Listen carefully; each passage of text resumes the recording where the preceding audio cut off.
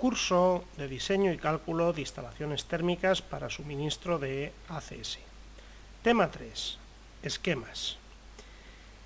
En este tema analizaremos diferentes esquemas de producción de ACS, en los cuales se irán describiendo los componentes de las instalaciones, así como sus actuaciones.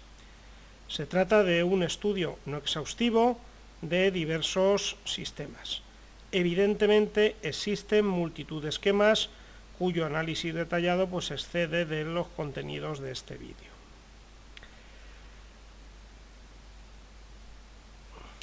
En este vídeo veremos diferentes esquemas tipo. Comenzaremos por esquemas de producción de agua caliente instantánea. Seguiremos con distintos esquemas de producción de ACS acumulada. Veremos cómo conexionar los acumuladores. Veremos algún esquema para el tratamiento antilegionela que hay que dar a las instalaciones. Veremos cómo podemos conexionar con la instalación solar. Otros sistemas de aprovechamiento de calor. Daremos algunas nociones sobre la red de distribución con recirculación y veremos qué debemos de realizar en los edificios con muchas plantas, en los edificios de gran altura.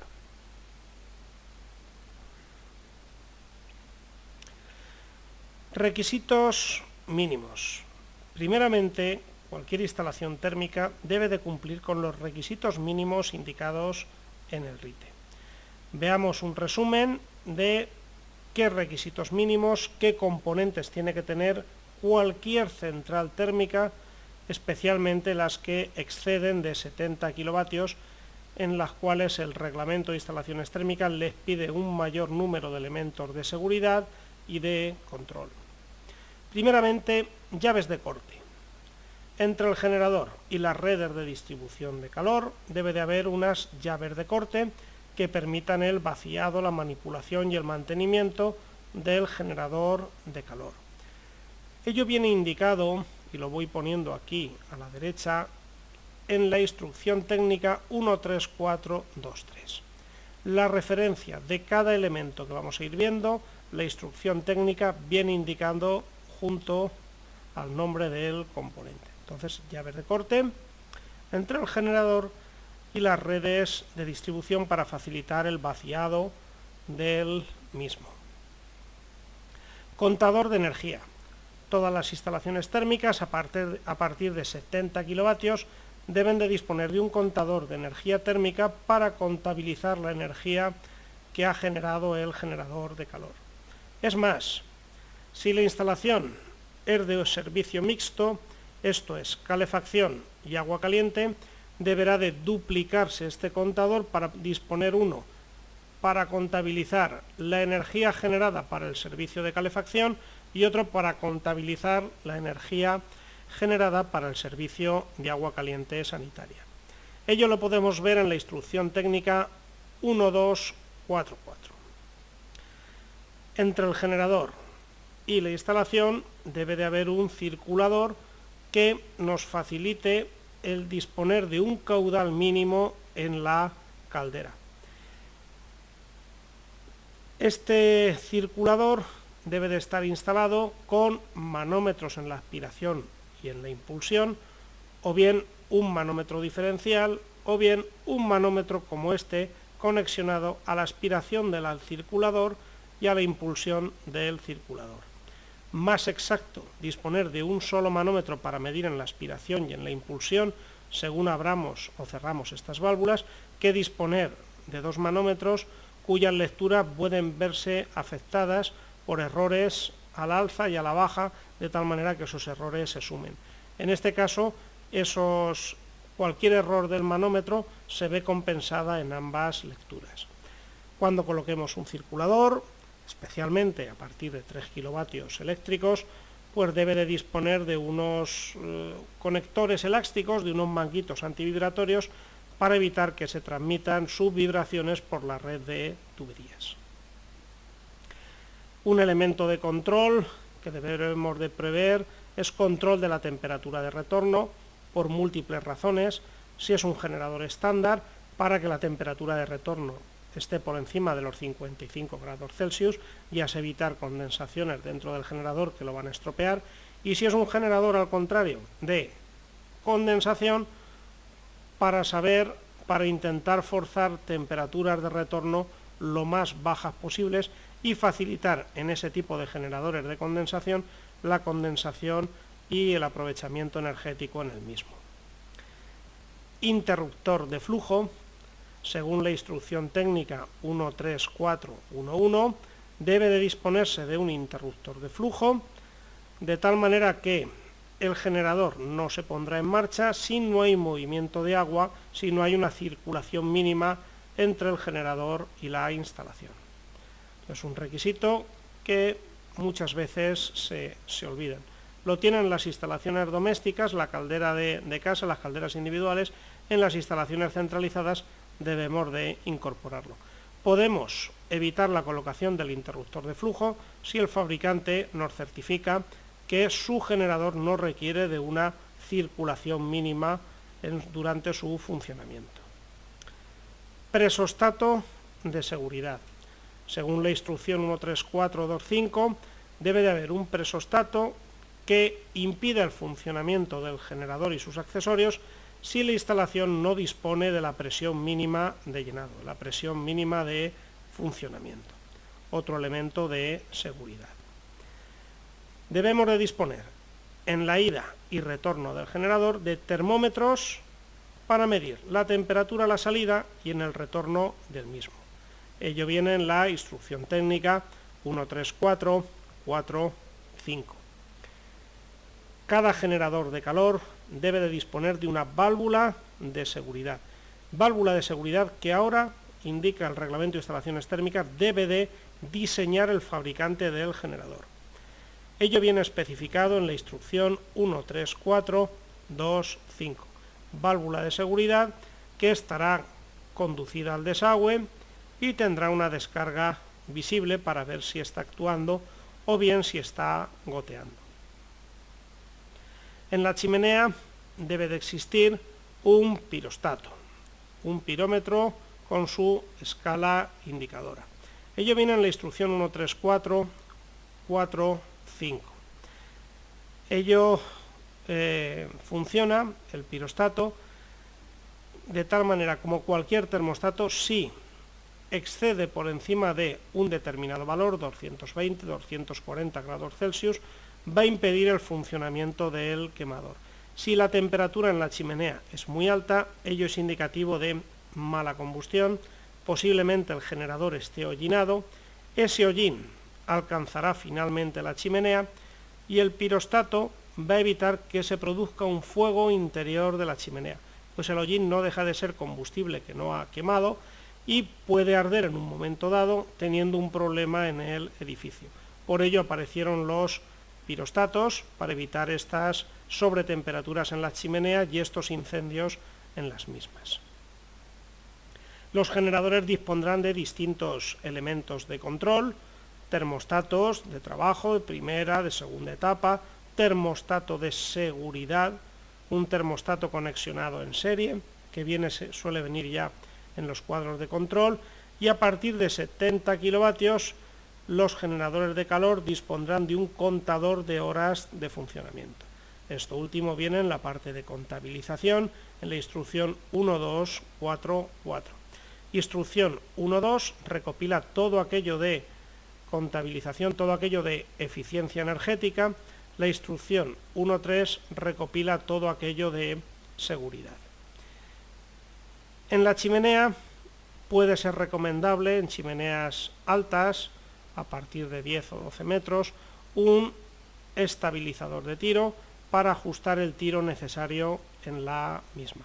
Puede ser manual, como el que se ve en el dibujo, o puede ser también automático. En el caso de que haya un exceso de tiro, pues se abre permitiendo la entrada de aire y reduciendo el tiro al generador. A medida que esta clapeta está más abierta, toma más aire de la sala de calderas y menos del generador. Reduce el tiro visto desde el punto de vista de la caldera, desde el generador.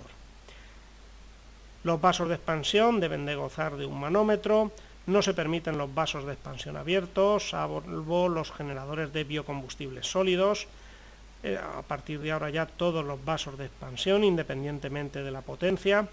Antes hasta 70 kilovatios podíamos disponer de vaso de expansión abierto.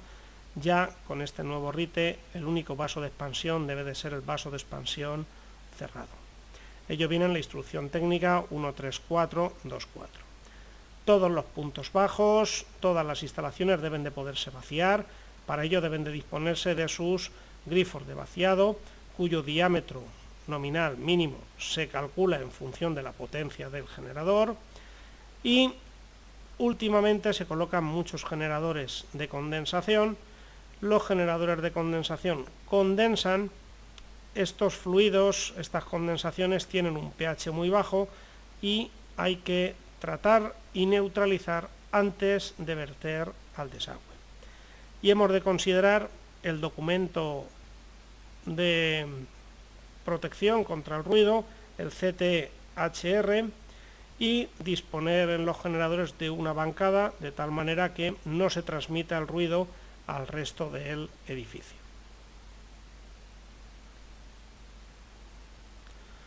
Comencemos con los esquemas. Vamos a comenzar por los esquemas de producción instantánea. En las instalaciones de producción instantánea, el componente básico de estos sistemas es el intercambiador, siendo los más habituales los intercambiadores de placas de acero inoxidables. A los mismos se conecta en el primario el circuito de las calderas y en el secundario, separados en un circuito de tal manera que no se mezclen los fluidos, el agua de consumo. En esta imagen vemos un esquema de producción instantánea. En la entrada de consumo, después de la llave de corte general, se debe de disponer de un filtro que cumpla las condiciones fijadas en la norma UNE 13.443, en su parte 1, el cual posteriormente se colocará el contador para el consumo de agua caliente sanitaria. A continuación del contador se situará una válvula antirretorno, con las características indicadas en la norma UNE 1717.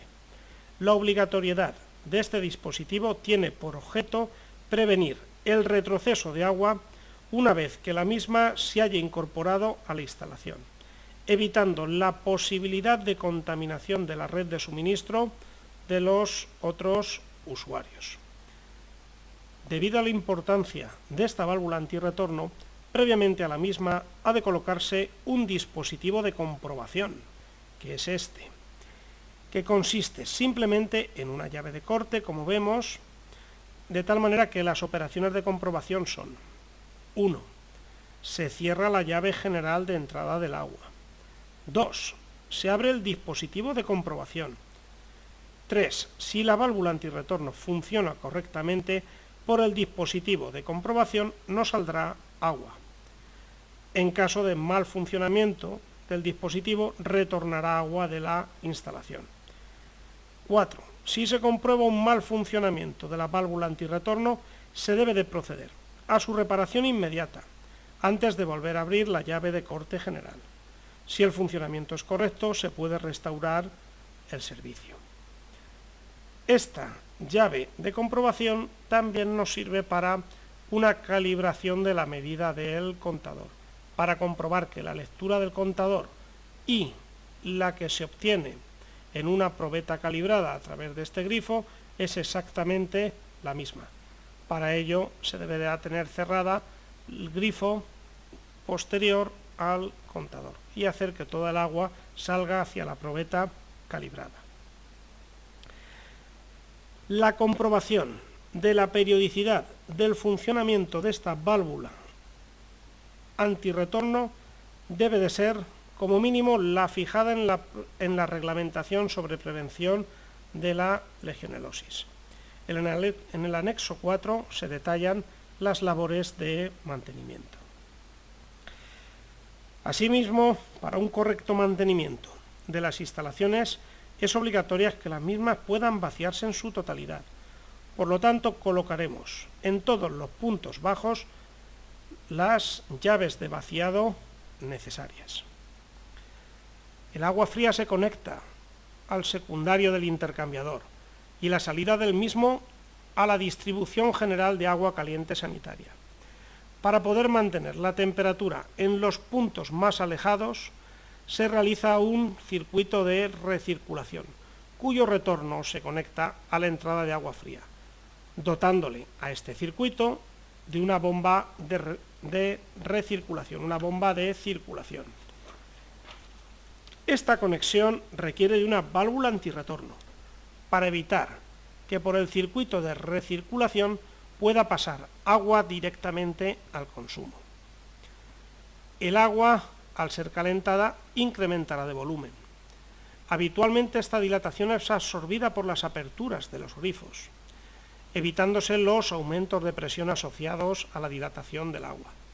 Sin embargo, en previsión de periodos en los que no haya consumo, por ejemplo durante la noche, es imprescindible dotar a las instalaciones de válvulas de seguridad, siendo además aconsejable, especialmente en pequeñas instalaciones que los consumos no son tan regulares, instalar vasos de expansión que eviten disparos innecesarios de las válvulas de seguridad, ayudando además estos vasos de expansión a reducir los problemas de los golpes de ariete por cierres bruscos de griferías, por ejemplo los monomandos. Para la regulación de la temperatura de producción se requieren dispositivos especiales. Los más habituales son válvulas motorizadas de 3 vías, actuados por una sonda de temperatura en la producción. Hay que tener en cuenta que en la instalación se dimensiona para las demandas puntas, por lo que en la mayor parte del tiempo la potencia será muy superior a las necesidades instantáneas. En esta imagen, esta válvula tiene una función de válvula diversora, de manera que varía el caudal del circuito primario que circula por el intercambiador, adecuándolo a la demanda de ACS necesario. Otra forma de regular la producción es utilizar bombas circuladores con variador de velocidad, de manera que la adecuación del caudal primario se obtiene actuando directamente sobre la bomba en lugar de sobre la válvula de 3 vías. Lógicamente, esta opción producirá un menor consumo energético. Siempre que podamos realizar las variaciones de caudal actuando sobre el circulador, estaremos ahorrando energía. Vemos que la instalación se completa con llaves de corte manual, necesarias para poder reparar los diferentes elementos de la instalación, sin necesidad de vaciar totalmente los circuitos. Se precisan manómetros en todos los puntos para poder analizar de una manera inmediata el comportamiento de la instalación, y vemos, como en la diapositiva anterior, que las bombas de circulación requieren manómetros para comprobar su punto de funcionamiento. Lo más adecuado es utilizar un único manómetro, como decíamos, conectados con llaves de corte en la aspiración en la impulsión de la bomba, de manera que si el dispositivo tiene algún error de lectura, afecte por igual a ambas mediciones. La conexión del manómetro se realizará con dispositivo amortiguador, que evite las oscilaciones continuadas de la aguja de lectura. O bien dispondremos de un manómetro de glicerina, que este líquido, la glicerina, va a amortiguar el funcionamiento en el mismo, va a amortiguar los golpes que va a ir dando el circulador. Asimismo, conviene colocar en las bombas, como decíamos, elementos antivibratorios, de manera que no transmitan ruidos y vibraciones hacia el interior de los edificios.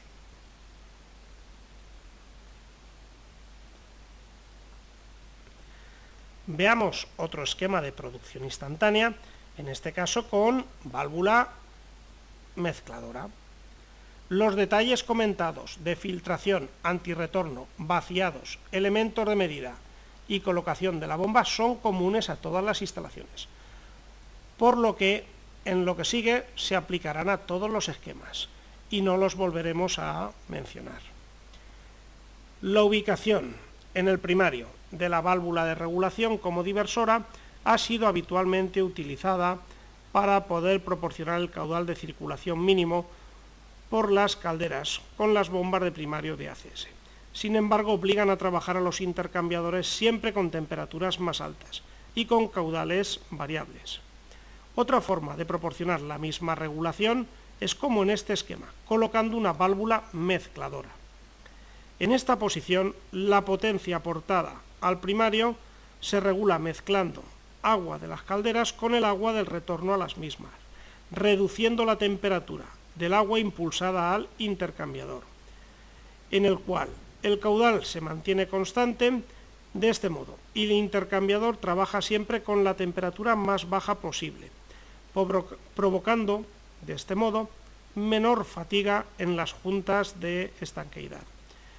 Esta solución obliga a proporcionar la circulación mínima por calderas de manera independiente.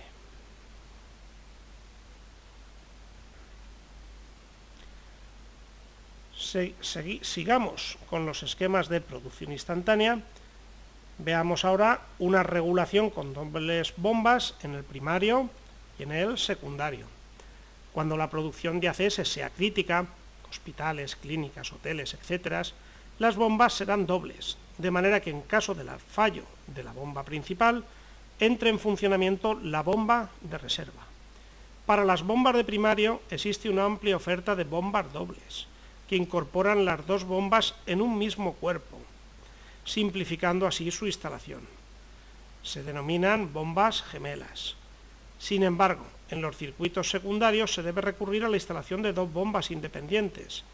Su conexión requiere dotarlas de válvulas antirretorno, para evitar que el circuito de la bomba en marcha se cierre a través del circulador, a través de la bomba que está en reserva.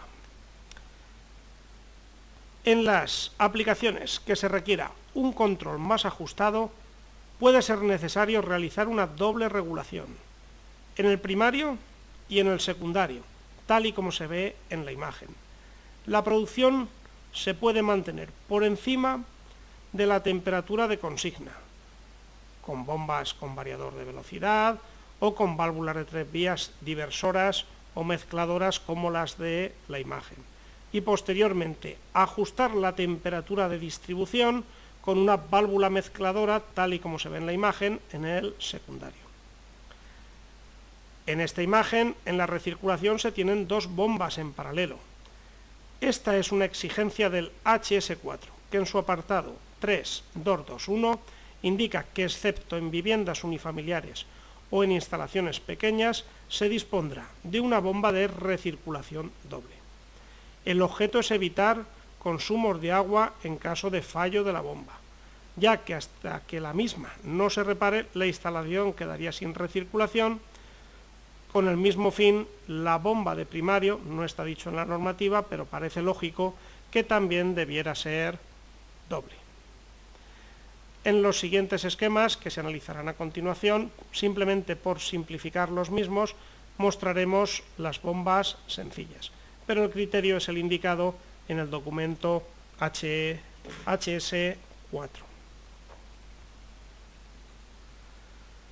Hemos visto que el intercambiador de placas podíamos hacer una regulación de caudal colocando una válvula diversora en la parte de la impulsión.